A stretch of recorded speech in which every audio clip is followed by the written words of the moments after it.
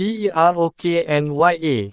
Campak coklat ke laut. HAROQS tampil PENJELASKAN. Sebelum kita melangkah jauh, yang belum lagi subscriber, apa kata anda subscriber dan tekan butang loceng untuk notifikasi video selanjutnya? Perkongsian seorang sukarelawan Global Sumut Flotilla, GSF, dikenali sebagai Haroks mencuri perhatian ramai selepas dia memuat naik video mencampakkan beberapa coklat ke laut. Meskipun tindakan itu mengundang pelbagai reaksi, luahan yang ditulisnya membuatkan ramai tersentuh apabila dia berharap coklat tersebut sampai kepada anak-anak DG. Menerusi hantaran di threads, Haroks tampil memohon maaf sekiranya perbuatannya itu dianggap tidak sopan dan boleh mencemarkan kehidupan laut.